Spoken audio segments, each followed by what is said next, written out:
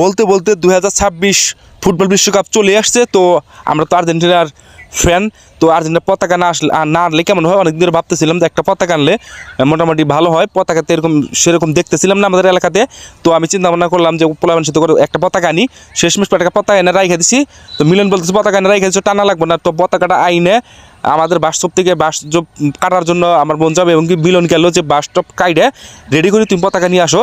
তো ছোটো একটা বাংলাদেশের পতাকা যদিও ভালো করে দেখে খুঁজতেছিলাম, পাইতেছিলাম না। পরে একটা মোটামুটি জোগাড় করে যে উপরে দেওয়া লাগবে বাংলাদেশের মানটা সবার উপরে, বাংলাদেশের পতাকার মান সবার উপরে। তো যাই হোক, মিলন অনেক শ্রম দিতেছে যে কীভাবে কোথায় সেট করা যায়, ওরে দিয়ে বাস টাস কাটাইয়া যে কোন সাইডে কী করা যায়। এদিকে সাইড থেকে বলতেছে যে কীভাবে কী ভালো হয়।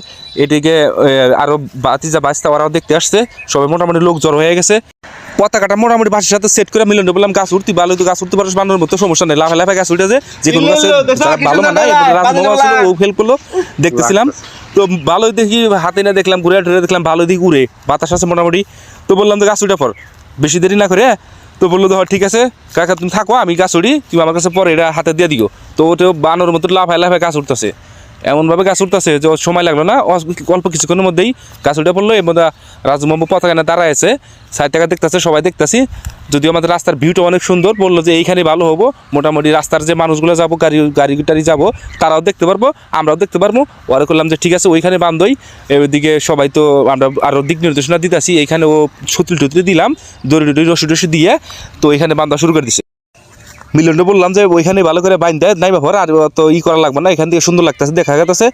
বলতেছে আর টুসা দিয়ে, বললাম না সমস্যা নেই, নিচে দিয়ে পরে উসাই দেন যাবো, আর এখন আবার তো এখানে থাক, সমস্যা নাই, নাই ব্যাপার। তো ফটাফট নাইবা পড়লো, যে নামার পরে দেখতেছিল যে কেমন লাগতেছে। নামার পর দেখলো পতাকাটা ওয়াও ফাইন, সেরকম উঠতেছে না। মিলন বললো সেরকম তো ভালোই তো দেখা যায়।